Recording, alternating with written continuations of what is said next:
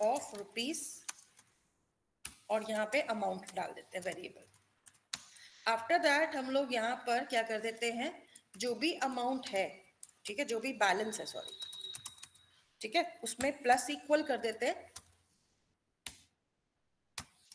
Amount को, ठीक है। और यहाँ पे हम एक छोटा सा मैसेज और डाल देते हैं, अमाउंट डिपॉजिटेड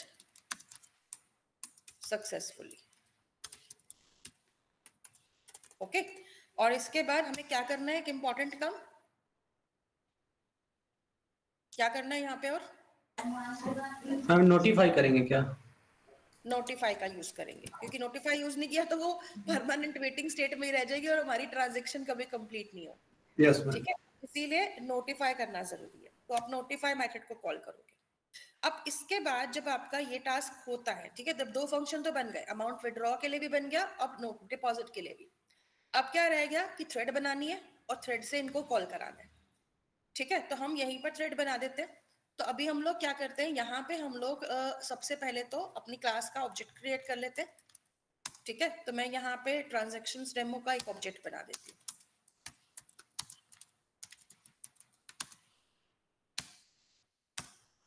ठीक है। एंड आफ्टर दैट अगर मान लो मुझे एक नई थ्रेड बनानी है, तो हम लोग क्या करते हैं, कल वाला ही काम कर लेते हैं, ठीक है। तो ये आ गया आपका ट्रांजैक्शन 1 है, तो मैं इसको थ्रेड 1 बना देती हूँ, इक्वल्स टू न्यू थ्रेड। अब ऐसे में यहां पर भी हम लोग क्या करने वाले हैं, ब्लॉक का यूज करने वाले हैं, लास्ट में सेमीकोलन जरूर लगा देना, ठीक है। अब यहाँ पे हम लोग करेंगे क्या कि जो भी अमाउंट जाएगा यहाँ से बैलेंस के लिए उसको लेना है, लेकिन पहले तो हम यहाँ पे ना अपना ओवरराइड कर लेते हैं मेथड। तो शॉर्टकट भी यूज कर सकते हो, यहाँ पे ऑल्ट शिफ्ट एस करो, ओवरराइड इंप्लीमेंट मेथड्स करो, यहाँ पे आपको रन मिल जाएगा, इसको सिलेक्ट करो और ओके, मेथड आ जाएगा, ठीक है। तो इस तरीके से अभी आप लोग काम कर सकते हैं। अब रन मेथड क्या करेगा, यहाँ पे हम इसके थ्रू विड्रॉ को कॉल करते हैं पहले तो, ठीक है। तो विड्रॉ को जब कॉल करना है तो क्या लिखना पड़ेगा, हमारे पास ऑब्जेक्ट होना चाहिए ना अपनी क्लास का, वो तो हमने बना ही रखा है। तो हम एक सिंपल सा काम करते हैं, लिखते हैं td.withdraw और इसके अंदर हम लोग अमाउंट भेजते हैं। तो मैं इसमें ना जानबूझ के थोड़ा बड़ा ही अमाउंट भेजती हूँ, ठीक है, तो ताकि हमारा जो ऑप्शन है वो काम कर सके। तो मैं इसमें भेज देती हूँ 10900 या 000, कितना आएगा, ठीक है, 1,09,000। अब यहाँ पर ये टास्क क्या कर रहा है, अमाउंट को यहाँ पर विड्रॉ करा रहा है। ऐसे ही यहाँ पर हम अपनी सेकंड थ्रेड क्रिएट कर देते हैं T2, जो कि डिपॉजिट का काम करेगी।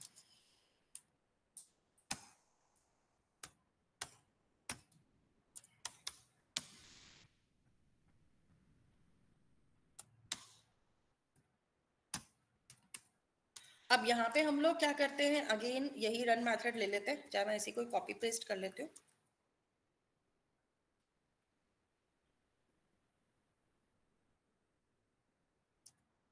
और यहाँ पे हम विड्रॉ को कॉल नहीं करेंगे, यहाँ पे हम कॉल करेंगे डिपॉजिट को। और डिपॉजिट के टाइम पर मैं यहाँ पे 1 लाख रुपीस और डिपॉजिट करा दूंगी, ठीक है। तो इस तरीके से ये मेरे दो क्या बन गए, छोटे छोटे से मेथड्स क्रिएट हो गए, थ्रेड्स क्रिएट हो गए, जो अपने अपने रन मेथड के थ्रू काम कर रही है। लेकिन देखो रिसोर्स सेम है, दोनों के दोनों ऑब्जेक्ट सेम यूज कर रही है टीडी का, ठीक है। तो मतलब एक ही ऑब्जेक्ट के अंदर हम लोग दोनों का यूज कर रहे हैं। अब ऐसे में पहले तो आप क्या करो, दोनों की दोनों थ्रेड्स को रन करो, t1.start एंड t2.start। अब देखते हैं प्रोग्राम कैसे वर्क करता है, ठीक है। तो यहाँ पे अगर मैं प्रोग्राम को रन करती हूँ तो देखो अभी क्या हुआ, amount to withdraw 109,000, insufficient balance था, तो please add money to your wallet first, तो डिपॉजिट के लिए चला गया। तो देखो यहाँ पे इस पॉइंट पे हमारा लॉक जो था थ्रेड का, मतलब जो ऑब्जेक्ट का था, वो यहाँ पे रिलीज हो गया, क्योंकि यहाँ पर देखो यहाँ पे ये वेट पे गया, जैसे ही ये वेट पे गया ये वाला पूरा प्रोग्राम क्या हो गया, यहाँ पर वेटिंग स्टेट में आ गया। और वेटिंग स्टेट में आने की वजह से इसने आगे क्या किया, दूसरी थ्रेड को चांस दे दिया जो वेटिंग स्टेट में थी, क्योंकि ये अपना काम कर रही थी डिपॉजिट के लिए। और इसने जाके क्या किया, amount deposited successfully, amount withdrawal successful.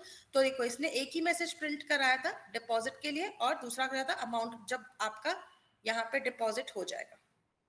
And after that ये यहाँ पर क्या कर रहा है, नोटिफाई कर रहा है, और नोटिफाई करने की वजह से हमारा जो ये वाला लॉक था ये वापस लग जाएगा, और विड्रॉ मेथड फर्दर क्या करेगा, अपना बैलेंस में से वैल्यू माइनस करेगा और विड्रॉल को सक्सेसफुल करके आपको नया बैलेंस बता देगा। तो ये चीज आपके पास इस प्रोग्राम में हो रही है। समझ में आया यहाँ पर कैसे वर्क कर रहा है? Yes ma'am, yes ma'am. ठीक है, तो इसी चीज को हम बोलते हैं इंटर थ्रेड कम्युनिकेशन, जिसमें एक थ्रेड दूसरी थ्रेड को क्या कर देती है, यहाँ पर मतलब एक थ्रेड अपने आप को, अपने लॉक को रिलीज करती है ताकि दूसरी थ्रेड आके काम कर सके, सो दैट हम अपना काम क्या कर सके, फर्दर कंटिन्यू कर सके। लेकिन देखो ये सिचुएशन तभी आएगी जब आपको लगे कि हाँ भाई यहाँ जरूरत है। जैसे कि इस प्रोग्राम में हमें जरूरत लगी तो हमने यहाँ पे इसको वेट को कॉल करा, अननेसेसरी वेट नहीं लगाना है। ओके अगर आप टाइम्ड वेटिंग लगाना चाहते हो कि भाई इतनी ड्यूरेशन में ये आना चाहिए, फॉर एग्जाम्पल आपको मैं अभी लेटेस्ट एग्जाम्पल बताती हूँ इसका, या फिर आप बताओ आपने कहीं देखा है ऐसा कुछ जहां पे आपको टाइम ड्यूरेशन मिल जाता है और उतनी देर में आपको ट्रांजेक्शन फिनिश करनी होती है? मैंने तो देखा है बहुत जगह पे। मैम एटीएम मशीन में भी रहता है, आई थिंक वो 15 सेकंड का रहता है, अगर आप कुछ नहीं करते तो ऑटोमेटिक क्रॉस कर देता है लिमिट सेट कर। मैम टाइम के लिए देखता है। समटाइम्स कुछ फॉर्म भरते हैं तो वहाँ पे सेशन लॉक हो जाता है, सेशन रहता है, सेशन टाइमिंग चलता है, टाइम ड्यूरेशन रहता है तो राइट। और चलो मैं एक चीज बताती हूँ, अभी थोड़े दिनों पहले मैं जोमेटो से कुछ ऑर्डर कर रही थी, राइट। तो जोमेटो से जब मैं ऑर्डर कर रही थी तो क्या हुआ कि मैंने गूगल पे का ऑप्शन सिलेक्ट किया।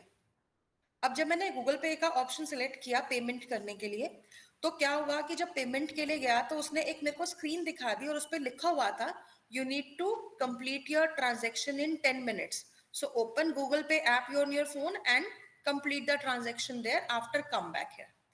तो मैंने जैसे ही वहां पे गूगल पे पे अपनी ट्रांजेक्शन मतलब कंप्लीट करी, तो यहाँ से नोटिफिकेशन आया किसके पास, मेरी जोमेटो वाली ऐप के पास, जिससे कि जोमेटो को पता चल गया कि मैंने पेमेंट कर दिया है और फिर उसने मेरा ऑर्डर प्रोसेस कर दिया।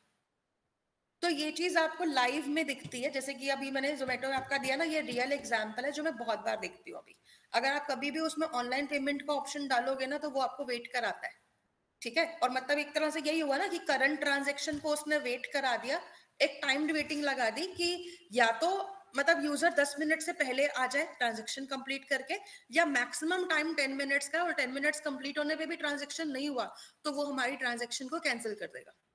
Okay so this is what happens normally. तो ये चीज भी रियल एग्जाम्पल में ही आती है आपकी, ठीक है। तो इसको भी आप लोग अप्लाई कर सकते हो if you want to apply it in your programs. तो सेम सिनेरियो वहां पे मुझे दिखता है। ऐसे ही आपको बहुत जगह पे ऑप्शंस दिखेंगे जहां पे आप लोगों को वेटिंग्स दिखेंगी। तो ये सारा जो काम होता है ना, ये मल्टी थ्रेडिंग का ही होता है और इंटर थ्रेड कम्युनिकेशन से होता है when you are working with Java, ठीक है। मतलब अगर आपका ऐप जावा में बना होगा तो ये चीज आपको बहुत देखने को मिल सकती है। चलिए, तो फिलहाल हमारा इंटर थ्रेड कम्युनिकेशन जो टॉपिक था ये कंप्लीट हो चुका है। अब इसी के बाद अभी इसमें ना बहुत छोटे छोटे से एक दो टॉपिक बचे हैं मल्टी थ्रेडिंग में, let's complete them today one and for all. इसके बाद हमारा मल्टी थ्रेडिंग खत्म हो जाएगा, फिर हम इसके बाद काम करेंगे किसके ऊपर, जेडीबीसी पे, ठीक है। तो इसके बाद मैं आपको फिर कंप्लीटली जेडीबीसी पे ही काम कराने वाली हूँ। सो लेट्स सी कि इसके अंदर क्या वर्किंग रहेगी। Just give me 2 minutes guys।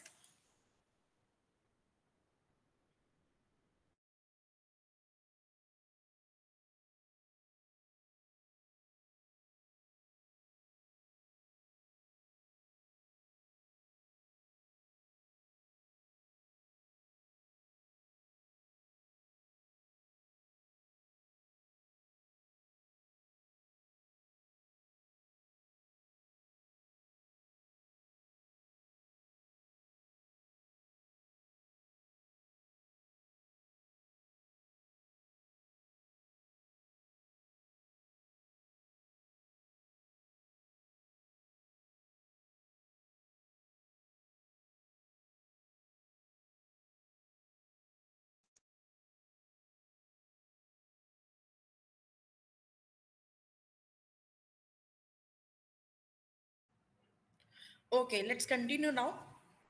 तो देखो अभी हमने देखा कि इंटर थ्रेड कम्युनिकेशन कैसे वर्क करता है। नाउ हमारे पास ना जैसे मल्टीपल थ्रेड्स है, तो आपके सामने एक और क्वेश्चन आ सकता है, व्हाट इज थ्रेड पूल, या एक और इसको हम इस तरह से बोल सकते हैं, what is Java thread pool. तो दोनों में से कुछ भी पूछा जा सकता है, थ्रेड पूल या जावा थ्रेड पूल क्या होता है। तो नाम से क्या लग रहा है, क्या होता है थ्रेड पूल? यस मैम कुछ कलेक्शन ऑफ थ्रेड्स वर्क करती होंगी। Okay good. And ma'am waiting room नहीं कह सकते जहाँ थ्रेड मल्टीपल थ्रेड वेट कर सकते? नहीं, वेटिंग रूम से थोड़ा सा टॉपिक अलग है, आई नो माइंड उस पे जाता है, but it's not that, it's okay. तो चलो कोई बात नहीं, एक बार देखते हैं। अब देखो, आई थिंक मैं थोड़े दिनों पहले जब आप लोगों को मल्टी थ्रेडिंग करा रही थी, तो आप में से किसी ने क्या बोला था, slave thread, I think daemon thread के टाइम पर सर्विस थ्रेड या स्लेव, ऐसा कुछ हमने वर्ड यूज किया था, राइट? चलो कोई बात नहीं। यस मैम, डेमन थ्रेड करके था। हाँ, डेमन थ्रेड के टाइम पे हमने देखा था। तो सर्विस थ्रेड से हमारा ये कॉन्सेप्ट निकला था एक्चुअली में। तो यहाँ पे हम लोग जब जावा थ्रेड पूल की बात करते हैं, तो ये बेसिकली क्या करता है, it represents a group of worker threads, इनको हम नाम क्या देते हैं, worker threads, that are waiting for the job to be assigned. मतलब अभी इनको जॉब असाइन नहीं हुआ है, अभी इनको हमें जॉब असाइन करना है। And these threads can be reused many times. अभी तक तो हमने ये देखा है ना कि एक थ्रेड आई, अपना काम खत्म करा और चली गई, राइट? अब अगर मान लो मैं एक ऐसा थ्रेड पूल क्रिएट कर देती हूँ, थ्रेड पूल का मतलब होगा कि मैंने एक बंच ऑफ थ्रेड्स बना दी और उनको मैंने बना के रख दिया कि जब कभी जॉब आएगी तो इन्हीं से करानी है, ठीक है? और ये वर्कर थ्रेड्स क्यों हैं? क्योंकि इनको हम रीयूज कर सकते हैं। मतलब ये क्लाइंट नहीं है कि आए, काम किया और चले गए। यहाँ पे ये वर्कर थ्रेड्स हैं जो कि हमारे लिए मल्टीपल टास्क कंप्लीट कराएंगे। और ऐसे में अगर आप लोग मल्टीपल थ्रेड्स को एक साथ में यहाँ पर रखते हो, that is known as thread pool. अब अगर मान लो यहाँ पे अगर हम थ्रेड पूल बना रहे हैं, ठीक है, जिसमें हमारे पास मल्टीपल वर्कर थ्रेड्स है, तो हम ये बोल सकते हैं, in this case a thread pool, a group of, basically, ठीक है, अ group of fixed size threads is created. तो ये सारी की सारी थ्रेड्स का जो साइज होता है, ठीक है, तो वो एक ही जैसा होता है, सेम होता है, और उनका साइज फिक्स होता है, साइज उनका चेंज नहीं हो सकता। जैसे हम एक एरे बना देते हैं, राइट, उसी टाइप से। अब यहाँ पे अगर मान लो मैंने थ्रेड्स को क्रिएट किया, तो यहाँ पे आपको ये ध्यान में रखना है कि अगर मान लो कल को टास्क आएगा, ठीक है, so when there is a task to perform, then a thread is pulled out, ठीक है, and assigned a job by the service provider। मतलब सर्विस प्रोवाइडर जो भी रहेगा वो इसको एक टास्क देगा। After completion of this task, the thread is contained या is will return in the thread pool again। तो बेसिकली थ्रेड पूल क्या करता है, मल्टीपल रीयूजेबल थ्रेड्स को क्रिएट करता है। और इन थ्रेड्स को हम रीयूजेबल क्यों बोलते हैं, क्योंकि इनको हम बार बार यूज कर सकते हैं। अब ऐसे में अगर मान लो मेरे को थ्रेड पूल के अंदर काम करना है, तो थ्रेड पूल अगर हम बना रहे हैं तो सिर्फ थ्रेड थोड़ी बनाएंगे। तो जावा ने हमें क्या किया, कुछ मेथड्स प्रोवाइड किए जिसकी हेल्प से हम वर्कर थ्रेड से काम करा सकते हैं, ठीक है, और उनको चेक भी कर सकते हैं। तो यहाँ पे हमारे पास कुछ मेथड्स हैं जो कि बहुत ही यूजफुल रहते हैं if we are going for to use this mechanism. तो फर्स्ट मेथड जो आप लोगों का सबसे ज्यादा यूज होता है, that is known as new fixed thread pool. तो पहला मेथड ये यूज होता है और यहाँ पे हमें साइज देना होता है, ठीक है, कि कितना साइज का थ्रेड पूल आपको क्रिएट करना है, ठीक है। तो मतलब ये क्या करेगा, it will create a thread pool of size provided by user। तो जितना भी यहाँ पर साइज आएगा उतने ही साइज का एक थ्रेड पूल क्रिएट हो जाएगा मल्टीपल थ्रेड्स के साथ में, जिसके अंदर आपके पास मल्टीपल थ्रेड्स ऑटोमेटिक क्रिएट हो जाएंगे, राइट। अब दूसरा जो इसके अंदर मेथड हमारा यूज होता है that is known as new. तो यहाँ पे हम लेंगे कैश्ड थ्रेड पूल। अच्छा, कैश्ड का मीनिंग क्या होता है? एनीवन? कैश का meaning temporary memory. Okay, temporary memory होती है कैश मेमोरी, राइट। तो अगर ये चीज थ्रेड पूल के साथ में लग रही है तो उसका क्या मीनिंग निकल कर आएगा? यहाँ पे जो भी थ्रेड जाएंगी वो टेम्पररी स्टोर रहेंगी। टेम्परेरी स्टोर रहेंगी, ओके। तो मतलब देखो टेम्परेरी स्टोर होंगी, जैसे ऊपर वाला क्या करेगा, पहले से ही मल्टीपल थ्रेड्स बनाकर रख देगा चाहे मुझे जरूरत है या नहीं है, राइट। लेकिन ये भी चीज तो सही नहीं है ना कि हम एक बार से मेमोरी ऑक्यूपाई कर रहे हैं, है ना। तो ऐसे केसेस में हम न्यू कैश थ्रेड पूल का यूज भी कर सकते हैं। सो दिस मेथड क्या करेगा, ये वाला method, this method will create a thread pool, ठीक है। तो ये क्या करेगा, एक नया थ्रेड पूल बना देगा, ठीक है। एंड बेसिकली ये वाला जो थ्रेड पूल रहेगा इसमें थ्रेड्स तभी बनेंगी जब जरूरत होगी, ओके। तो जब आप यहां पर क्या करोगे, which creates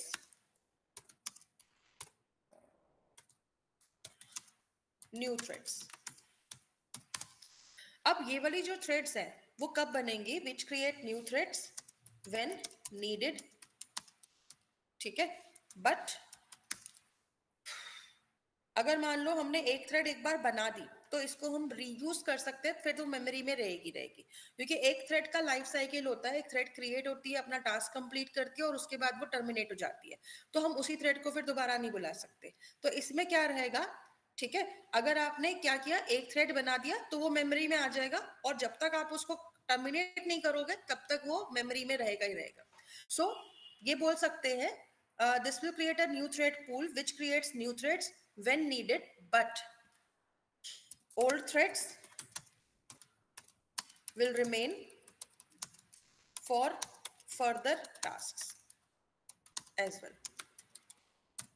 तो मतलब आगे कोई काम आएगा तो उसके लिए भी ये मेमोरी में रहेंगी अपना काम देखने के लिए, अगर कोई दूसरा काम देना है इनको तो, ठीक है। तो ये डिफरेंस है एक न्यू फिक्स थ्रेड पूल में और कैश्ड थ्रेड पूल में। तो आई थिंक मेमोरी वाइज देखा जाए तो कौन सा वाला बेटर रहेगा इन दोनों में से?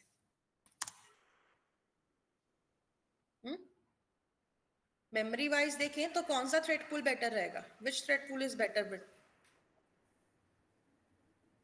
सेकंड वाला ma'am, new cache thread pool. New cache thread pool क्यों? क्योंकि वो मेमोरी को सेव कर रहा है, राइट। और अननेसेसरी मल्टीपल थ्रेड्स बनाकर नहीं रखेगा, वो तभी थ्रेड बनाएगा जब उसको जरूरत होगी। अब यहाँ पे अभी हम थ्रेड बनाने की तो बार बार बात कर ही रहे हैं ना, और यहाँ पे हमें क्या करना है, इसीलिए जावा ने एक और मेथड दिया है हमें, न्यू सिंगल थ्रेड एग्जीक्यूटर। तो ये जो मेथड है ये क्या करता है, this method is used to create a new thread, ठीक है। तो मतलब जब हमें जरूरत हो उस टाइम पे हम इसको क्रिएट कर देंगे और जैसे ये क्रिएट होगी ये एग्जीक्यूट भी हो जाएगी। तो ये वाली जो मेथड है ये क्या करता है, आपके लिए एक नया थ्रेड क्रिएट करके देता है। अब अगर मान लो आपको यहाँ पर अगर इसको कभी यूज करना है तो कैसे यूज करते हैं कि मान लो आपने एक वेबसाइट बनाया, जैसे कि मान लो इसका एक रियल में एग्जाम्पल हम देखें तो मान लो एक ग्रोसरी स्टोर के अंदर जितने, अब मैं ये तो नहीं लगा सकती ना कि आज मेरे पास 50 कस्टमर ही आएंगे या आज मेरे पास 100 कस्टमर आएंगे, राइट। ऐसा तो हम नहीं देख सकते, हो सकता है किसी दिन 50 आए, किसी दिन 100 आए, किसी दिन एक भी ना आए। तो ऐसे केसेस में हम लोग क्या बनाते हैं, यहाँ पे फॉर एग्जाम्पल अगर आपको उस शॉप के लिए ही यहाँ पर बनाना है तो वर्कर थ्रेड हो गई हमारे वहां पे वर्कर्स जो कि वहां पर है, ठीक है ना। अब मैं अगर मान लो 10 20 50 वर्कर लाकर रख दूं और कस्टमर एक भी नहीं आ रहा, तो नुकसान तो मेरा ही है ना। तो ऐसे केसेस में जैसे कि अभी जो रियल में इसका मेरे को एक एग्जांपल दिखता है ना, वो ये दिखता है, जैसे मैं अभी गुड़गांव में रह रही हूँ, तो मुझे यहाँ पे स्विगी, जोमेटो, ब्लिंकिट, ये सब बहुत ज्यादा दिखता है। तो अभी मेरे को एक और चीज क्या देखने को मिलती है कि जो वर्कर्स है वो कॉमन है, मतलब वही वर्कर स्विगी की डिलीवरी भी कर रहा है, वही वर्कर जोमेटो की डिलीवरी भी कर रहा है। तो वो लोग क्या रहते हैं, ऑन कॉल रहते हैं, जिसका ऑर्डर आता है वहीं पहले चले जाते हैं और उसका डिलीवरी करके आते हैं। तो दिस इज व्हाट हैपनिंग, ठीक है। तो ये चीज मेरे को यहाँ बहुत देखने को मिलती है। तो अगर मैं इसी चीज को यहाँ पर लूं, तो मेरे ख्याल से एक तरह से यही हो रहा है कि कैश थ्रेड पूल बन चुका है, जिसमें वर्कर थ्रेड्स बन जाएंगी जब हमारे को जरूरत होगी, ओके, एंड फिर वो एक साथ में वर्क कर सकती है। तो अगर मान लो टास्क असाइन करना हो, तो मतलब ये बेसिकली देखा जाए तो आई थिंक जो जोमेटो है या फिर माई मिस्टेक सॉरी स्विगी जो है, that is subsidiary for I think Flipkart, या फ्लिपकार्ट का भी मैंने उसमें ऑप्शन देखा था, तो ये फ्लिपकार्ट के साथ एसोसिएटेड है, उसकी एक सब्सिडरी कंपनी है शायद, ठीक है। तो ऐसा कुछ है, मतलब स्विगी या ब्लिंकिट में से, आई सॉ दैट। तो मतलब ये कह सकते हैं कि एक सब्सिडरी कंपनी है और वो दोनों को यूज कर रही है, मतलब एक ही वर्कर को दोनों डिलीवरीज के लिए यूज कर रही है। तो ऐसा भी रहते हैं चीजें जिसको आप लोग देखते हो रियल लाइफ में। और अगर मान लो इसी चीज को आपको सिस्टम से ऑर्गेनाइज कराना हो, तो आप किसका यूज करोगे? अगर आप जावा यूज कर रहे हो तो फिर आप थ्रेड पूल का यूज करोगे, ओके। मतलब जैसी जरूरत आएगी वैसे ही हम यहाँ पे एक नया थ्रेड बनाएंगे और उसको अपना काम पे लगा देंगे। लेकिन अगर एक थ्रेड एक बार बन चुकी है तो वो आपके पास मेमोरी में रहेगी रीयूज होने के लिए, ओके। तो फिर हम उसको रीयूज भी कर सकते हैं। अब यहाँ पे अगर मान लो हम इसी चीज को अपने एक प्रोग्राम के थ्रू करते हैं, तो कैसे वर्क करेगा हमारा प्रोग्राम, लेट्स सी आल्सो। तो यहाँ पे हम लोग एक न्यू प्रोग्राम बना देते हैं।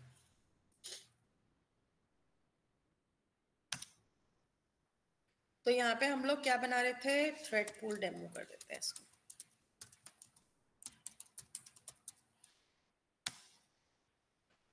Okay, guys, just give me 2 minutes.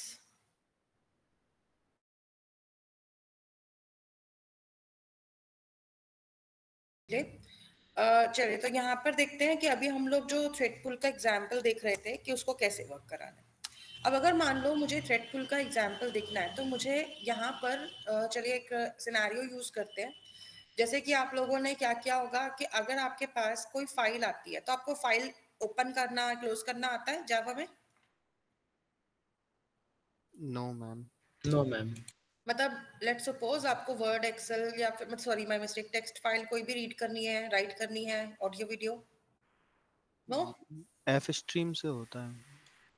F stream से हो जाता है, file input stream, file output stream, ये भी यूज होता है। Do you know that? Ma'am theoretically implementation नहीं किया मैम, थ्योरी ही पढ़ा है। थ्योरी पढ़ा था, प्रैक्टिकल नहीं किया। चलो कोई बात नहीं, मैं थोड़ा बहुत अभी आइडिया दे देती हूँ। लेकिन मैं आपको अगर मेरे को मतलब दे सकी तो मैं एक एक्स्ट्रा सेशन आगे कभी रख के आपको फाइल इनपुट आउटपुट का भी बता दूंगी। वैसे तो मेरे पास एक पीपीटी है, उसमें मैंने थ्योरेटिकली डाल रखा है। अगर आपको चाहिए तो मैं वो भी आपको शेयर कर सकती हूँ। और मेरे पास पुराने कुछ प्रोग्राम्स पढ़े हैं, that I can also share with you, ठीक है। तो उसको आप पढ़ सकते हो, वैसे इजी टॉपिक है, इट्स नॉट डिफिकल्ट, ठीक है। तो आप लोग इजीली इसको कर सकते हो, क्योंकि फाइल इनपुट आउटपुट की मैं बात इसलिए कर रही हूँ क्योंकि एडवांस जावा में अगर आपको अपलोडिंग डाउनलोडिंग कोई भी काम कराना होगा, उसके लिए आपको इसकी जरूरत पड़ेगी। हाँ जी, आई थिंक कोई कुछ पूछ रहे थे। प्रैक्टिकल इम्प्लीमेंटेशन ही नहीं हुआ, बाकी थ्योरेटिकली तो है, तो एक एक्स्ट्रा सेशन से हो जाएगा। चलो मैं देखूंगी, अगर हो सका तो मैं एक सेशन डाल दूंगी, ठीक है। वैसे मुश्किल नहीं होता, थोड़ा सा एक आइडिया आपको आज के प्रोग्राम से भी मिल ही जाएगा। तो मैं एक काम करती हूँ ना, मैं यहाँ पे सेपरेट प्रोग्राम में सिखा देती हूँ, फिर उसको हम थ्रेड पूल में भी यूज कर लेंगे। ओके मैम, ठीक है। तो एक क्लास बना लेते हैं अलग से, और ठीक है इस वाली में वापस आएंगे।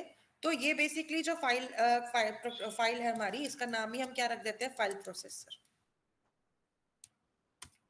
तो अगर मान लो मैं यहाँ पे एक फाइल प्रोसेसर बना रही हूँ, तो मैं क्या चाहूंगी कि जो फाइल प्रोसेसर है वो फाइल को प्रोसेस करे, ठीक है। और मैं यहाँ पे ना इम्प्लीमेंट कर लेती हूँ रनेबल। अब अगर इम्प्लीमेंट कर रहे हैं रनेबल को, तो मुझे इम्प्लीमेंट करना पड़ेगा इसका रन मेथड, ठीक है। तो इसे भी ले लेते हैं।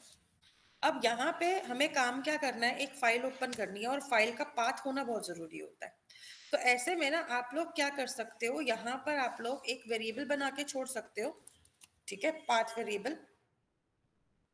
तो पाथ का ऑब्जेक्ट बना सकते हो। तो ये क्या करेगा, आपके फाइल के पाथ को सेव कराता है, ठीक है। और पाथ कहाँ से आता है, जावा की यूटिल क्लास से आता है, ठीक है।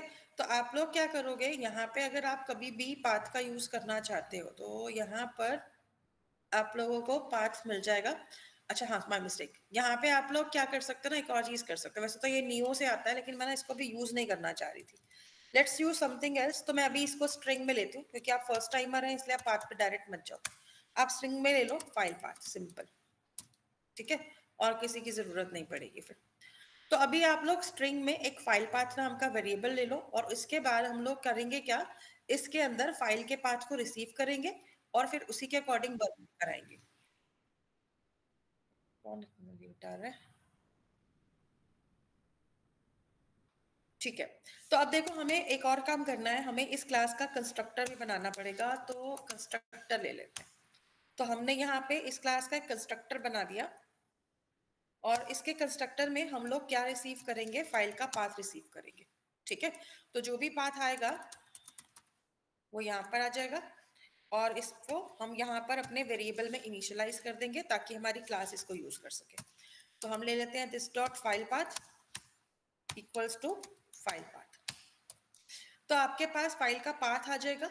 अब जब फाइल का पाथ आ जाएगा तो इसके बाद आपको अगर मान लो कभी भी कोई भी फाइल रीड करनी है, तो जावा में आपको बहुत सारी क्लासेस मिलती हैं। अच्छा, अगर आप लोग सेल्फ स्टडी करना चाहो ना इसको फिलहाल के लिए, जब तक मैं इसको नहीं करा रही, if you are interested in doing it self study, तो यहाँ पे आप फाइल इनपुट आउटपुट स्ट्रीम करके सर्च कर लेना, ठीक है।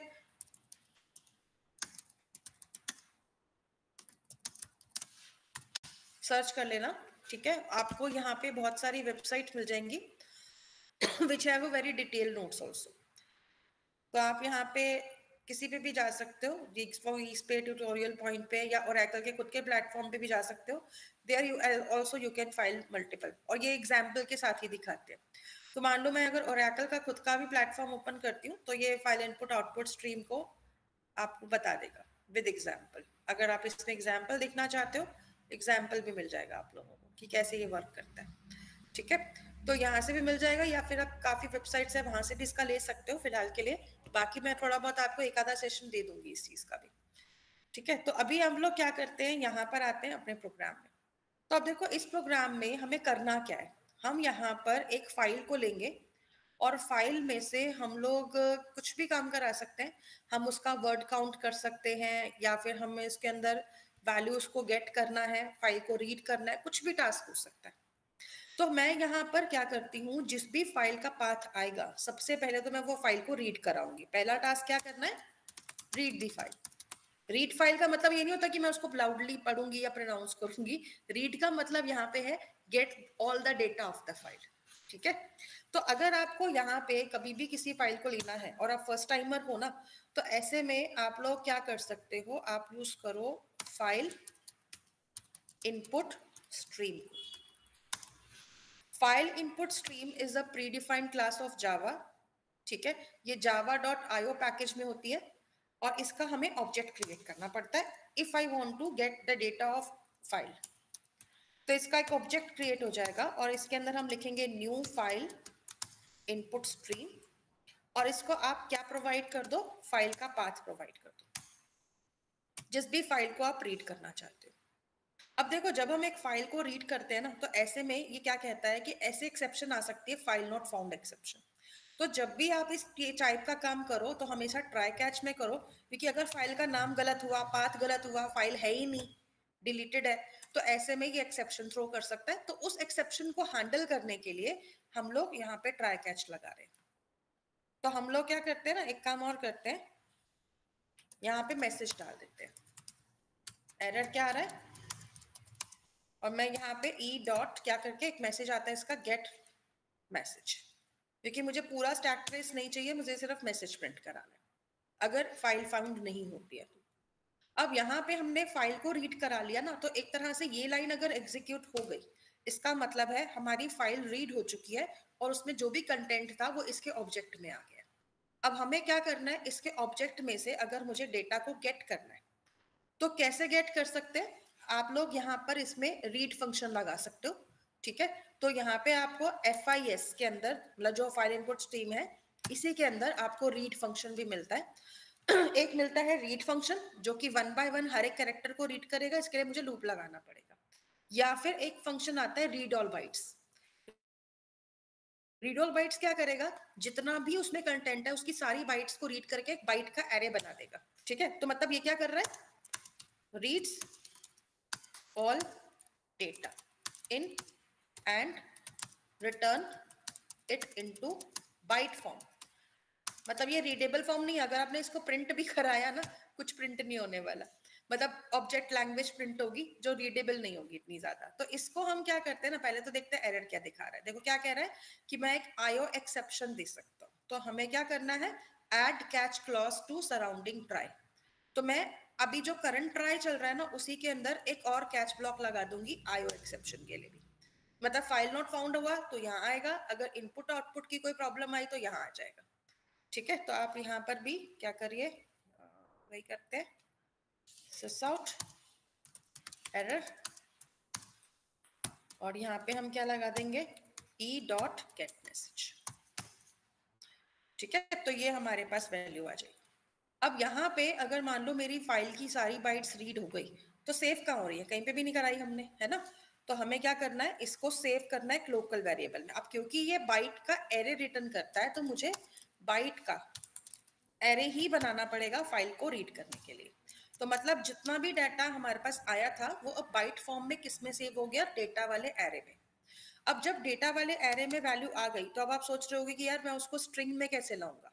अब आपको पता है आप लोग क्या कर सकते हो, कन्वर्ट कर सकते हो बाइट एरे को इनटू अ स्ट्रिंग। कैसे कर सकते हैं, किसी को आइडिया है, एनीवन? ओके, चलो कोई बात नहीं। यहाँ देखो, स्ट्रिंग क्लास अपना एक कंस्ट्रक्टर देती है, ठीक है। तो मैं यहाँ पे एक स्ट्रिंग का वेरिएबल बनाती हूँ। स्ट्रिंग क्लास अपना एक कंस्ट्रक्टर देती है, लेकिन इसका वेरिएबल आपको न्यू स्ट्रिंग करके बनाना पड़ेगा।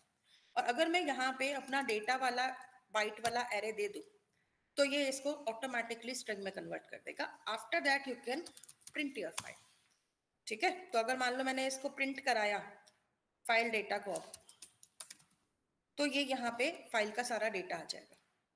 अब आप सोच रहे हो कि फाइल को हम रन कैसे कराएं। चलो मैं एक काम करती हूँ, मैं ना रन मेथड को नॉर्मल रन कराती हूँ, थ्रेड के थ्रू नहीं कराती पहले, ताकि आपको एक बार ये वाला प्रोग्राम जो है इसकी वर्किंग समझ में आए कि क्या कर रहा है। फिलहाल देख रहे हैं यहाँ पर क्या किया हमने। सबसे पहले ये जो 3-4 लाइनें लिखी है मैंने, ये क्लियर हो रही है सभी को? Yes ma'am. पहले क्या किया, फाइल को रीड किया, फाइल के ऑब्जेक्ट में सेव किया, फिर हमने उसी ऑब्जेक्ट से डेटा गेट किया और उसको बाइट फॉर्म में लिया, क्योंकि डायरेक्ट स्ट्रिंग में नहीं आएगा या कैर में नहीं आएगा, ठीक है। तो वो आता है बाइट फॉर्म में। तो बाइट का एरे ले लिया, सारी बाइट्स एक साथ रीड कर ली। उसके बाद उसी डेटा को, उसी एरे को मैंने यहाँ पे दिया। अब मैं इसका शॉर्टकट भी ले सकती थी, मैं डेटा की जगह पे यहीं पे लिख सकती थी FIS.readAllBytes। मतलब इसका एक शॉर्टकट ये हो जाता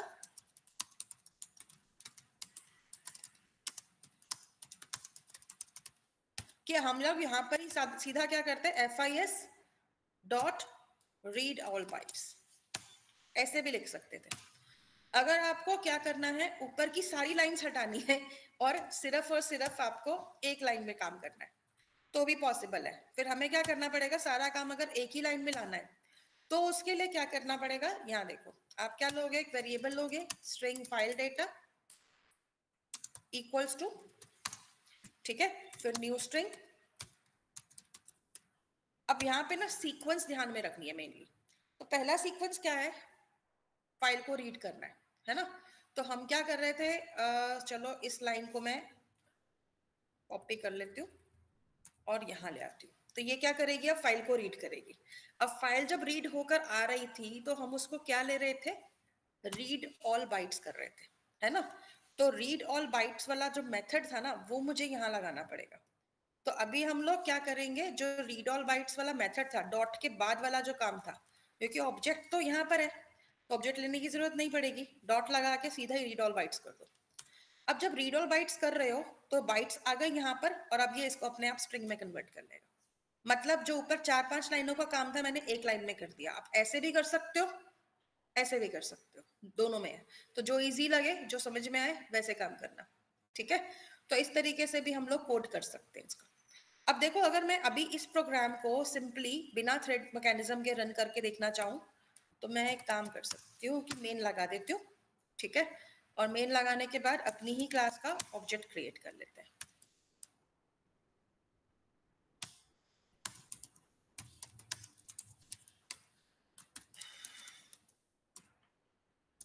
अच्छा, कभी बिना ऑब्जेक्ट बनाए आप लोगों ने प्रोग्राम रन किया, मेथड रन किया है कभी? Yes ma'am. कैसे करते हैं मैम? जो मेथड होती है उसको स्टैटिक कर देते हैं, फिर उसको नहीं, मुझे नॉर्मली कॉल स्टैटिक नहीं करके करना। बिना स्टैटिक के नहीं किया मैम। नहीं किया? अभी देखो कैसे करना है। चलो पहले क्या करते हैं ना, मैं यहाँ पे एक स्कैनर लेती हूँ,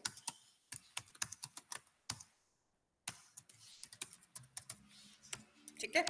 अब स्कैनर लेने के बाद हम लोग क्या करते हैं, यूजर से ना क्या मांगते हैं, फाइल का नाम और पाथ मांगते हैं, ठीक है। तो मैंने यहाँ लिखा enter file name with path. तो ये पाथ हमें देना बहुत जरूरी है यहाँ पे, नहीं तो फिर पहचानेगा कैसे कि कहाँ की फाइल आ रही है। तो आप यहाँ पे पाथ दोगे, और उसके बाद अगर मान लो मुझे ये वाला जो कंस्ट्रक्टर है, आप ऐसा भी कर सकते हो कि किसी भी क्लास का अगर आपको ऑब्जेक्ट की जरूरत नहीं है, सिर्फ एक ही बार मेथड कॉल करना है, तो ऑब्जेक्ट मत बनाओ, रेफरेंस लो। रेफरेंस में हम लोग क्या कर देंगे, sc डॉट नेक्स्ट लाइन कर देते हैं, तो फाइल का नाम आ जाएगा। अब फाइल का जब नाम आएगा तो डॉट लगा के फिर आप इसके मेथड को कॉल करो। तो यहाँ पे हम किसको कॉल कर देंगे, डायरेक्ट रन को कॉल करेंगे। अगर मैंने डायरेक्ट रन को बुलाया ना, फिर आपका थ्रेड वाला काम नहीं होगा, फिर सिंपल काम हो जाएगा, ठीक है। तो आप ऐसे बिना ऑब्जेक्ट बनाए रेफरेंस के थ्रू भी मेथड कॉल कर सकते हो, ठीक है। तो सिर्फ न्यू वाली लाइन लिखनी है, जो यहाँ से हमें रेफरेंस पास करनी है तो ठीक है, नहीं तो ब्लैंक छोड़ दो, फिर डॉट रन लगा दो, या फिर डॉट के बाद मेथड का नाम लिख दो जिसको भी कॉल करना, ठीक है। तो आपका पास ये वाला काम होगा, लेकिन ये सिंगल टाइम यूज के लिए होता है, मतलब क्योंकि ऑब्जेक्ट नहीं बना तो जितने भी मेथड कॉल करने पड़ेंगे ऐसे ही करने पड़ेंगे। तो मल्टीपल मेथड है तो ऑब्जेक्ट बनाओ, सिंगल को कॉल करना और वन टाइम करना है तो इसको इसकी तरह से भी कर सकते हो, ओके। चलिए, तो अभी हम अपना प्रोग्राम रन करेंगे, लेकिन मैंने ना मुझे फाइल चाहिए जिसको मुझे रीड कराना है, और मैं अभी txt फाइल को रीड करा के देखने वाली। वर्ड फाइल को मत लेना क्योंकि उसका फॉर्मेट डिफरेंट होता है, रीड तो कर लेगा लेकिन यहाँ पर प्रिंट नहीं कर पाएगा। प्रिंट करेगा तो हमें वो समझ में नहीं आएगा कि क्या लिखा हुआ है, क्योंकि वो ऑब्जेक्ट लैंग्वेज में आएगा, ठीक है। तो that is why I am going to use a text file. बस कुछ टेक्स्ट फाइल्स पड़ी हुई थी, let's go through them. Yes, this is a text file. See, actually ये टेक्स्ट, हाँ टेक्स्ट डॉक्यूमेंट है जिसमें मेरे पास कुछ प्रोडक्ट्स का डेटा पड़ा हुआ है, तो ये मेरी ई ड्राइव में है। अब देखो, अगर मान लो मैं इस प्रोग्राम को रन करती हूँ,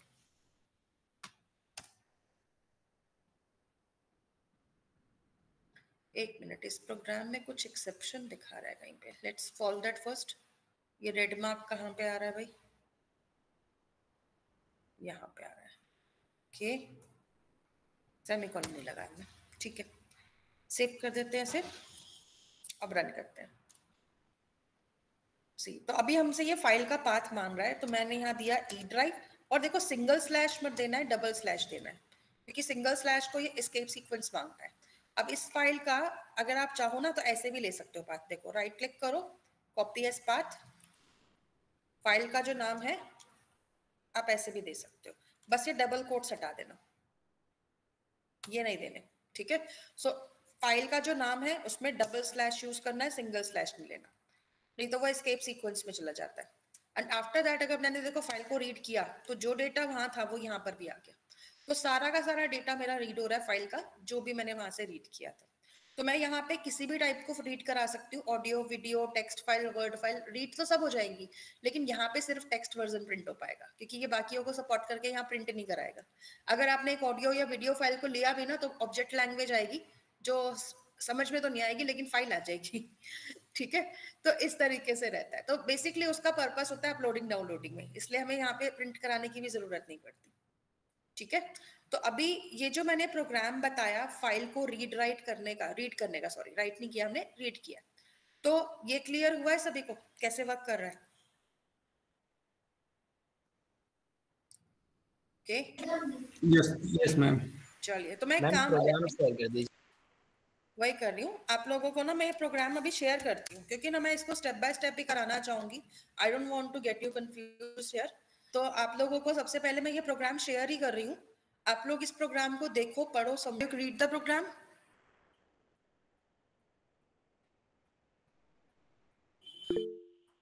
ओके, शिव का हो गया। And back about other students, have you read the program? Can we continue? I am still doing. Still doing. चलो मैं 5 मिनट और देती फंक्शन, पोजीशन फंक्शन, जब हम उसमें क्लिक करते हैं तो बहुत सारे फंक्शन दिखाई देते हैं। तो बिल्कुल थोड़ा सा आते हैं। एक्सप्लेन कर दीजिए। इसमें आप एक्चुअली ये कर सकते हो ना, इसके अंदर रीड ऑल बाइट्स जब करते हो तो बाइट्स के अंदर हम क्या क्या कर सकते हैं, पोजीशन सेट कर सकते हैं, या एक पर्टिकुलर वैल्यू को रीड करना है वो भी कर सकते हैं। तो इसमें काफी ऑप्शंस मिल जाती है, बट इसके लिए वही होगा, पहले आपको बेसिक पढ़ना पड़ेगा इसका और फिर आपको समझ में आएगा कि कैसे वर्क करता है। ओके। यहाँ पर हम फाइल को रीड करा रहे हैं। अभी तो मैंने आपको एक ही क्लास बताई है इसकी बहुत सारी क्लासेस है जो हम यूज करते हैं। तो अभी हमने यहाँ पे एक फाइल को रीड करके उसका डेटा रीड करा के प्रिंट कराया था। अब अगर मान लो मुझे कोई कहे कि क्या करना है, काउंट करना है नंबर ऑफ वर्ड्स को इन द फाइल, तो ऐसे केसेस में हम एक सिंपल सा काम कर सकते हैं। क्या करेंगे वैसे, कोई आइडिया है किसी को? देखो मेरे पास फाइल का जो डेटा था वो स्ट्रिंग फॉर्मेट में आ चुका है। अब मेरे पास एक स्ट्रिंग है और मुझे उसमें से वर्ड काउंट देखना है। Is there any way to do this? Ma'am इसकी लेंथ फाइंड यदि कर ले। भाई वो तो कैरेक्टर लेंथ बताएगा ना, कितने नंबर ऑफ कैरेक्टर्स है। मुझे वर्ड्स चाहिए, कितने वर्ड्स हैं उसके अंदर। मैम जो स्पेस से सेपरेटेड हो। स्पेस से सेपरेटेड हो तो देख काम करते हैं। देखो इसके लिए ना हम एक सिंपल सा काम करते हैं। यहाँ पे अगर आप किसी भी स्ट्रिंग को, मतलब हम क्या करना चाहते हैं, उसके वर्ड्स काउंट करना चाहते हैं, तो एक सिंपल सा तरीका करना पड़ेगा। फाइल डाटा को आप क्या करो, स्प्लिट कर दो, और स्प्लिट में ये बताओ कि किससे स्प्लिट करना है, स्पेस से स्प्लिट करना है। और जो भी वैल्यू आएगी उसको हम क्या करेंगे, एक स्ट्रिंग के एरे में डाल देते हैं। उसके बाद अगर मान लो मैं इस एरे की लेंथ निकाल लूं तो मुझे वर्ड काउंट मिल जाएगा। यस यस मैम, मिल जाएगा ना। तो हम यहाँ पे क्या प्रिंट करा देते हैं, वर्ड काउंट। और वर्ड काउंट को हम यहाँ पे ले लेंगे स्प्लिट डॉट लेंथ के साथ, मतलब जो स्प्लिट एरे है उसकी लेंथ निकाल देंगे तो हमें वर्ड काउंट मिल जाएगा। तो ये हमारे पास फाइल वैल्यू आ रही है जो अभी हमने यहाँ पे रीड राइट करा थी। ओके, अब अभी हम क्या करते हैं, इसके अंदर अभी तक तो हमने क्या किया था, हमने यहाँ पे किसका यूज नहीं किया, थ्रेडिंग का यूज नहीं किया था। अब अगर मान लो मुझे यहाँ पे थ्रेडिंग का यूज भी करना है, तो ऐसे केसेस में हम लोग अब क्या इसमें वर्किंग कराएंगे वो हम देखते हैं। ठीक है, क्योंकि मुझे थ्रेड पूल का आपको एग्जाम्पल बताना था। तो अगर मान लो हम थ्रेड पूल के अंदर जाते हैं और उसके अंदर हमें इसको वर्क कराना है, तो रन मेथड तो हमारा आ चुका है। ठीक है, जिसके अंदर हमने क्या किया, एक फाइल को लिया, उसके अंदर से हमने वर्ड फाइल का क्या निकाला, वर्ड काउंट निकाला। अच्छा, अगर फाइल का नाम भी पता कर लो, पता आपको, वो भी निकाल सकते हो। तो हम यहाँ पे क्या लेते हैं, सिस आउट। अब अगर आपको कभी फाइल का नाम निकालना हो ना, तो बहुत ही सिंपल काम करना है। एक्चुअली में यहाँ पे आप ना फाइल का, जैसे देखो ऑब्जेक्ट बनाया था जो हमने FIS करके, अगर मैं यहाँ पर क्या करती हूँ, FIS था, क्या नाम था हमारा, अच्छा हमने ऑब्जेक्ट तो बनाया ही नहीं। तो देखो अब यहाँ पे मुझे ऑब्जेक्ट की जरूरत पड़ गई। अब हमने ऑब्जेक्ट बनाया नहीं इसलिए काम नहीं होगा। तो हम क्या करते हैं, इस वाले शॉर्टकट को भी के लिए कमेंट्स में डालते हैं और ये जो हमने लिया था इसको वापस एक्टिव कर देते हैं। अरे बाप रे, तो कई बार ना, हाँ अब नहीं लेना। तो अभी क्या है, हमने लिया यहाँ पे, चलो ये वाला नहीं लेना, ये वाला लेते हैं जिसके अंदर हमने ऑब्जेक्ट बनाया था। ठीक है, तो अब देखो अगर मान लो मुझे क्या करना हो, यहाँ पे मैं इसमें एक ऑप्शन का यूज करती हूँ, FIS डॉट, अगर मुझे यहाँ पे गेट करना है, तो देखो गेट में क्या क्या कर पा रही हूँ, क्लास कर पा रही हूँ या चैनल गेट कर पा रही हूँ।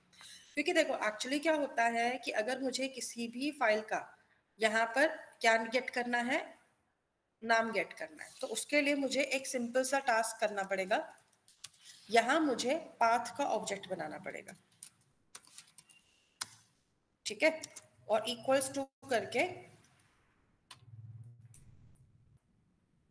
टू करके हमें क्या लेना पड़ेगा, न्यू पाथ, और ब्रैकेट में आप लोग फिर क्या दे दो, फाइल का पाथ दे दो जो हमारे पास स्ट्रिंग फॉर्मेट में था। अब देखो अगर मैंने इसको फाइल का पाथ ऐसे दिया तो क्या कह रहा है, can not instantiate the file path, क्योंकि आप इसको डायरेक्ट फाइल पाथ देके इंस्टांशिएट नहीं कर सकते। इसको अगर आपको इंस्टांशिएट करना है तो ऐसे केसेस में इसको आपको ऑब्जेक्ट बना के इंस्टांशिएट करना पड़ेगा, तभी ये वर्क करेगा। अब हम लोग क्या करते हैं, यहाँ पे हमारे पास जो भी फाइल आएगी, ठीक है, उसी के अंदर से हम इसकी वैल्यू को गेट कराएंगे। इसके अंदर अगर आपको फाइल का पाथ लेना है, क्योंकि एक्चुअली ना इसके अंदर थोड़ा सा कॉम्प्लेक्सिटी ये आ जाती है कि जब आप लोग यहाँ पर अपनी वैल्यूज को गेट कराते हो या फिर कभी भी मतलब हमारे पास मल्टीपल चीजें आती हैं, तो ऐसे में हमारे को क्या करना पड़ता है, उसके अंदर से प्रॉपर ऑब्जेक्ट फॉर्म में वैल्यू निकालनी पड़ती है। अब अगर मैं सीधा पाथ में जा रही हूँ तो पाथ से ये मुझे वैल्यू नहीं दे रहा है। आई थिंक मैं भी इसमें थोड़ा सा फॉरगेट कर रही हूँ मेरे माइंड, क्योंकि मैंने एक ऑब्जेक्ट एक मैंने एप्लीकेशन बनवाया था जिसमें हम मल्टीपल फाइल्स को गेट कर रहे थे डायरेक्टरी में से, और उसमें से फिर हम लोग क्या करते थे कि फाइल की वैल्यू को निकाल लेते थे। तो if I am forgetting the method, एक बार चेक कर लेते हैं। नो, इसमें नहीं है, FIS में वो प्रोवाइडेड नहीं है एक्चुअली। फाइल इनपुट स्ट्रीम की जो पेरेंट क्लास होती है that is input stream reader, ठीक है, और इनपुट स्ट्रीम रीडर के साथ भी एक पेरेंट आ जाता है इनपुट रीडर। तो हमें क्या करना पड़ता है, इनके ऑप्शंस में से फाइल का पाथ निकालना पड़ता है। लेट मी चेक, एक बार मैं अपने फाइल में ही चेक करती हूँ। I have another system, let me take.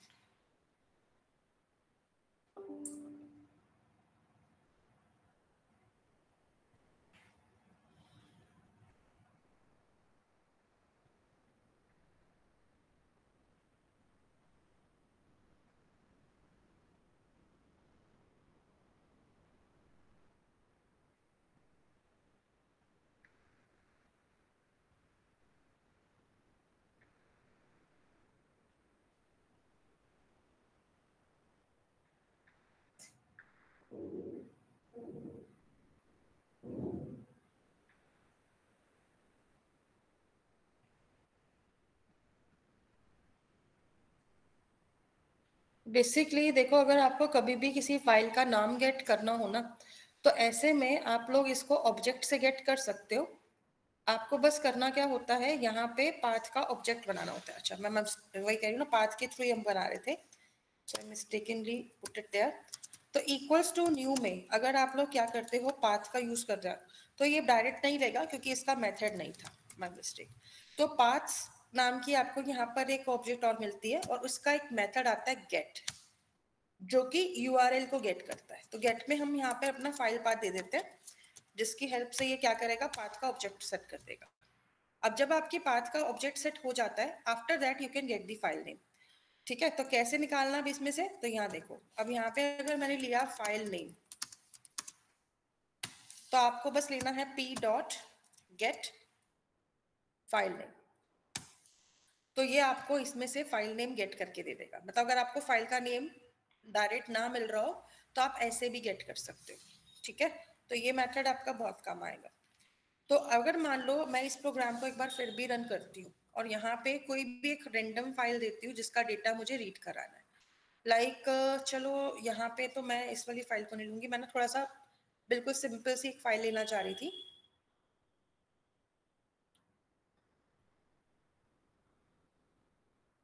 जिसका डेटा मैं गेट करके यहाँ पे प्रिंट करा। तो ये मेरे पास एक एम्प्लॉइज नाम की फाइल है, ठीक है, employees1। I am going to take this file. तो मैं इसका पाथ ले लेती हूँ पहले तो, और यहाँ पे प्रोवाइड कर देती हूँ। डबल कोट्स हटा देना है, और जहां जहां सिंगल स्लैश है वहां पे डबल स्लैश कर दो, एंटर करो। तो देखो फाइल भी आ रही है, ठीक है, employees1.txt फाइल का नाम भी आ रहा है, लेकिन वर्ड काउंट कम नहीं दिखा रहा है यहाँ पर, वर्ड काउंट आ रहा है 3, जबकि हमारे पास वर्ड्स तो यहाँ पे बहुत सारे हैं. So why is it happening? देखिए एक बार, यहाँ पे हमारे पास थी फाइल डेटा, फाइल का पाथ आ गया था, फाइल भी आ गई थी, रीडाइल बाइट्स हुआ था. आफ्टर दैट ये जो फाइल आया था हमारे पास, इसके अंदर हमारे को वर्ड काउंट जो है वो बहुत कम दिखा रहा है.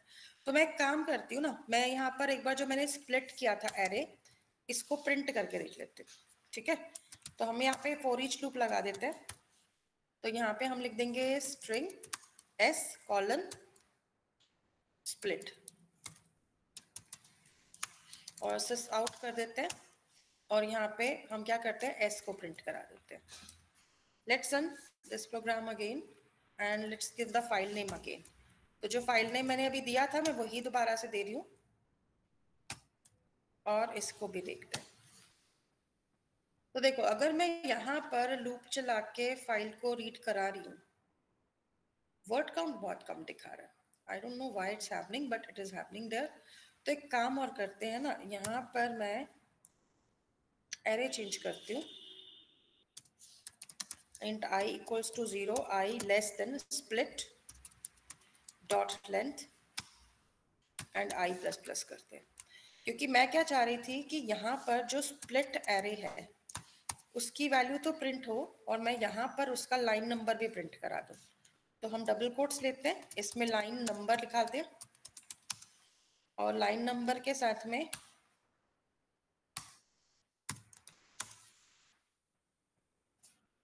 ठीक है, हम यहाँ पर एक काम और करेंगे कि लाइन नंबर के साथ में हम यहाँ पर इसकी वैल्यू भी प्रिंट कराएंगे. तो मुझे क्या प्रिंट कराना था, मुझे आई प्रिंट कराना था ताकि मैं इंडेक्स देख सकूं साथ में.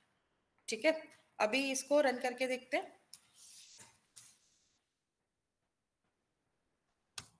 क्योंकि इसका वर्ड काउंट करेक्ट नहीं आ रहा और करेक्ट नहीं आएगा तो हमारा काम नहीं हो पाएगा. तो इसको हमें करेक्ट वे में लेके आना है. तो देखो, अगर मैं यहाँ देख रही हूँ तो मेरे पास जो लाइन नंबर आया 0 पे था EMP, लाइन नंबर 1 पे था ID name age, line number 2 के पास था salary. Okay, and after that ये क्या कर रहा है, सैलरी से आगे की जितनी भी वैल्यू है उसको एक ही लाइन मांग रहा है, एक ही वर्ड मांग रहा है. ऐसा कब हो जाता है कई बार, क्योंकि जब आपके पास देखो यहाँ पे टैब स्पेसेस है, सिंगल स्पेस नहीं था और हमने अपनी वैल्यू को स्पेस से डिवाइड किया था. राइट, सो बेसिकली हमारा जो ओरिजिनल फाइल फॉर्मेट है ना, ये उसकी वजह से दिखा रहा है गड़बड़. तो हम एक काम और करते हैं, यहाँ पे हमें टैब स्पेस को हटा के स्पेस लगाना पड़ेगा तभी ये काम करेगा. ठीक है, तो मैं यहाँ पे सिंगल स्पेसेस दे देती हूँ,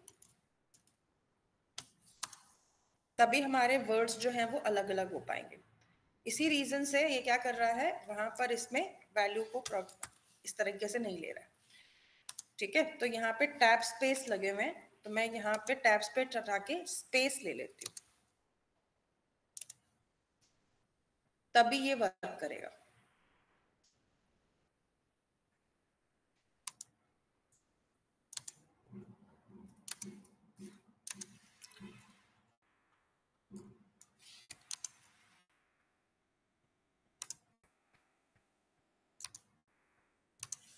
ठीक है, तो इस फाइल को सेव कर देते हैं वापस.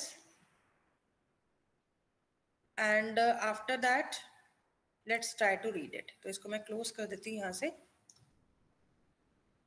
And let's come back to our program. अब इसको रन करते हैं. फाइल का पाथ दे देते हैं और स्लैशेस लगा देते हैं.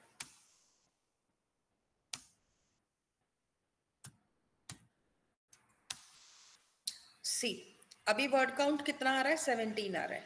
So now it is correct. तो यहाँ पे हमारे पास टोटल वर्ड्स कितने हैं, इसमें 17 वर्ड्स हैं और यहाँ पे हमारे पास इस तरीके से वैल्यू आ रही है. ठीक है, तो कई बार आपको ना इसमें थोड़ा सा देखनी पड़ती हैं चीजें ताकि आप लोग क्या कर सको, इसके अंदर फर्दर चेक कर सको. तो अपने प्रोग्राम को चेक भी करते रहना है ताकि उसमें कोई गड़बड़ ना हो. तो फिलहाल के लिए मैं इसको हटा देती हूँ क्योंकि मेरा जो पर्पस था इसको लेने का वो सॉल्व हो गया. अब देखो, यहाँ पे हमारे पास ये एक क्लास तो बन गई जिसके अंदर हमने एक फाइल को रीड कराया, उसके अंदर हमने ये देखा कि कितने वर्ड काउंट है. ठीक है, एंड आफ्टर दैट हमने यहाँ पर क्या लिया, उसके बाद वर्ड काउंट देखने के बाद हम इसको एग्जिट कर रहे हैं. अब रन मेथड को हमने ये सारा का जब टास्क दिया है अब इसके बाद ना मुझे यहाँ पर क्या बनाना है, थ्रेड पूल पे आते हैं वापस, इसको सेव कर दो, थ्रेड पूल वाले प्रोग्राम में आ जाओ। यहाँ पे हम लोग थोड़ा सा इसमें टास्क ये कराएंगे कि सबसे पहले मेन मेथड ले लेते हैं। अब मेन मेथड जो हमने यहाँ पर लिया है, इस मेन मेथड के अंदर हम लोगों को क्या करना है, यहाँ पर हमें फाइल का नाम गेट करना है। तो मतलब जो काम मैं यहाँ कर रही थी ना फाइल प्रोसेसर में मेन में, एक तो मुझे ये काम तो चाहिए ही चाहिए, तो मैं इसे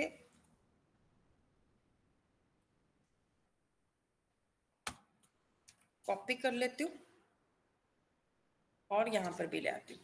ठीक है, तो यहाँ पे हमारे पास एक फाइल का पाथ और नेम आ गया। ठीक है, अब मुझे यहाँ पर क्या करना है, एक पूल क्रिएट करना है थ्रेड्स का और उसके अकॉर्डिंगली अपना प्रोग्राम रन कराना है। ठीक है, तो अभी मैं ये रन वाला ऑप्शन हटा देती हूँ यहाँ से, इसकी जरूरत नहीं है, सिर्फ फाइल का नेम लेना है। तो फाइल का नेम हम स्ट्रिंग में ले लेते हैं।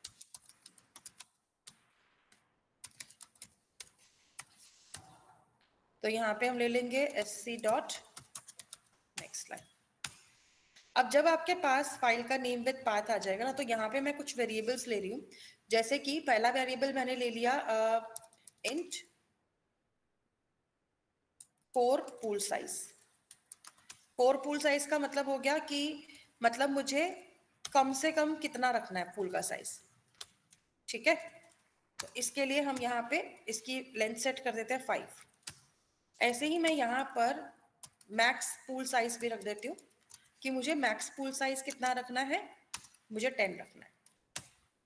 अब उसके साथ साथ में हम यहाँ पर क्या करेंगे, एक और चीज ऑप्शन रखेंगे कि भाई मुझे कितनी देर तक अपने पूल की थ्रेड्स को अलाइव रखना है।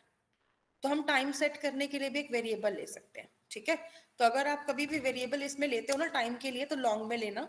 और यहाँ पे हम क्या ले लेते हैं, कीप अलाइव टाइम, मतलब मुझे अलाइव कितनी देर रखना है उतना हम यहाँ पे ऑप्शन ले लेंगे। तो इसको मैं रख देती हूँ 60, मतलब मुझे 60 सेकेंड्स के लिए मैक्सिमम इसको अलाइव रखना है या 60 मिनट्स के लिए रखना है, वो हम इसके अंदर वैल्यू सेट कराएंगे। अब इसके बाद जब आप लोगों का इस तरीके से काम हो जाए, तो आपको यहाँ पर एक ऑब्जेक्ट क्रिएट करना होगा। किसके लिए, अपनी क्लास के लिए। ठीक है, जिसको भी आप यहाँ पे वर्क कराना चाहते हो। तो ऐसे में हमें उस क्लास का ऑब्जेक्ट तो चलो बनाना ही है, लेकिन इसके साथ साथ में हम एक ऑब्जेक्ट और बनाएंगे एग्जीक्यूटर सर्विस का। ठीक है, तो यहाँ पे एक क्लास आती है जावा में जिसका नाम क्या है, एग्जीक्यूटर। ठीक है, service. Basically this is an interface. हम इंटरफेस का ऑब्जेक्ट सेट करेंगे। अब आप सोचोगे इंटरफेस का ऑब्जेक्ट कैसे बन सकता है, क्योंकि इंटरफेस का ऑब्जेक्ट तो बनता नहीं है, लेकिन हम इंटरफेस में उसकी चाइल्ड क्लास का ऑब्जेक्ट दे सकते हैं। ठीक है, तो यहाँ पे इसकी चाइल्ड क्लास कौन है, मतलब जो इसको इम्प्लीमेंट कर रही है, तो उसी का हम यहाँ पे रेफरेंस देंगे। और हमारी जो रेफरेंस क्लास है that is thread pool executor. ठीक है, अब आप जब थ्रेड पूल एग्जीक्यूटर क्लास लोगे तो यहाँ पे आपको देखो क्या क्या चीजें इसके अंदर मिल रही है। अब ये सारे ऑप्शंस इसमें हैं, जैसे कि सबसे पहले है कोर पूल साइज, तो वो वेरिएबल इसने उठा लिया। फिर था मैक्स पूल साइज जो कि हमारा यहाँ पर आ गया। फिर इसके बाद तीसरी चीज जो आ रही थी वो था कीप अलाइव टाइम। ठीक है, तो वो भी आपको मिल जाएगा इसमें।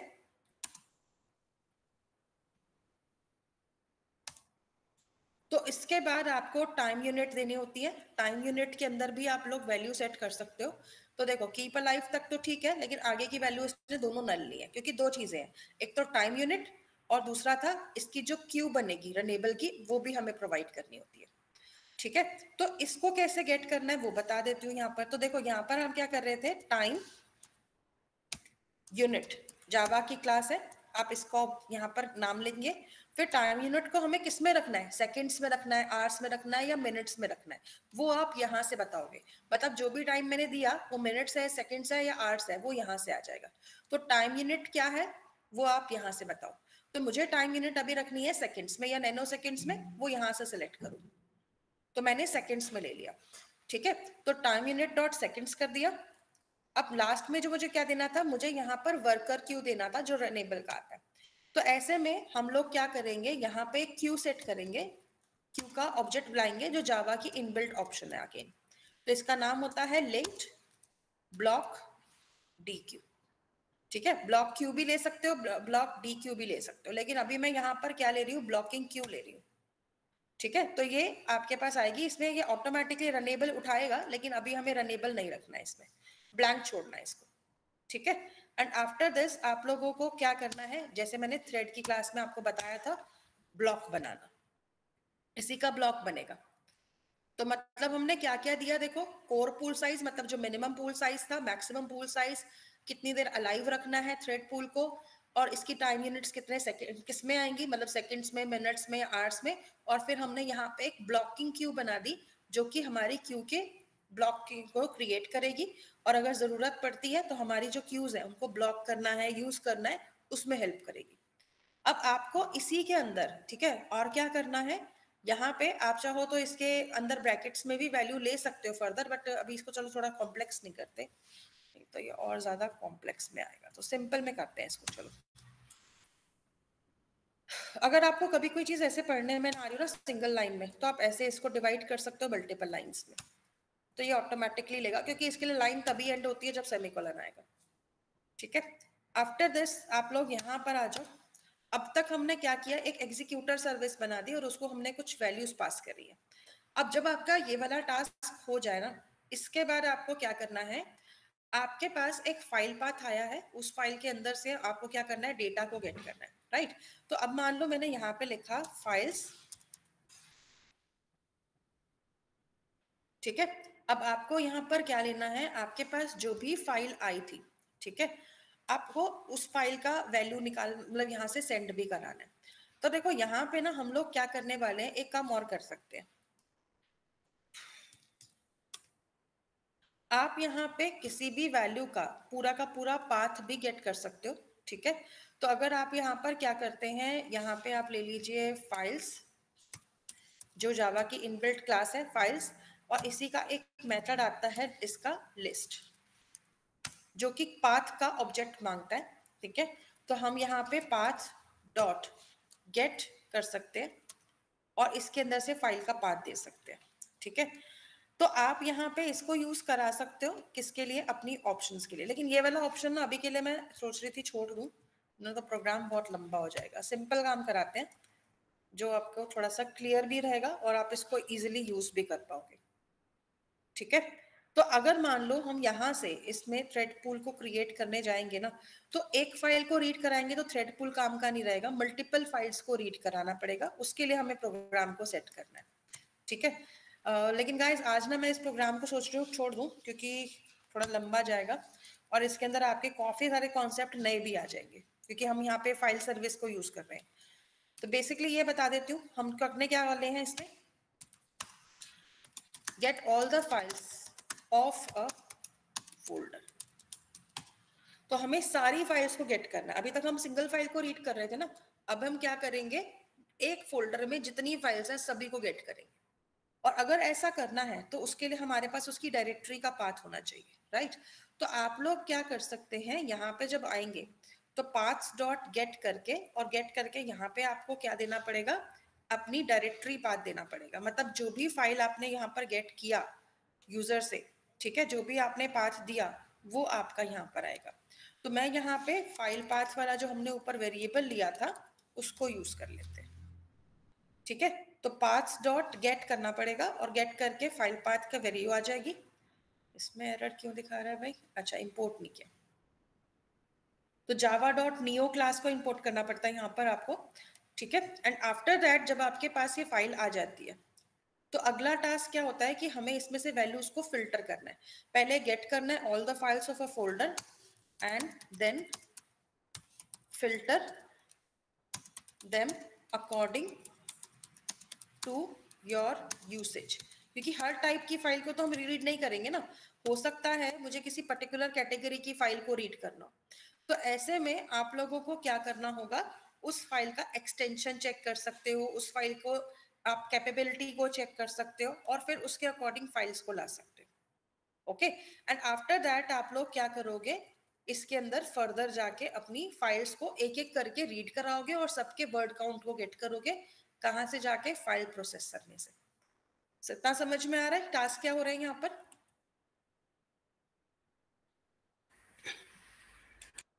मतलब हम एक डायरेक्टरी की सारी फाइल्स को लेंगे और उनको एक एक करके रीड कराएंगे, और उनके अंदर से हम क्या करने वाले हैं, उसका वर्ड काउंट भी देखने वाले हैं।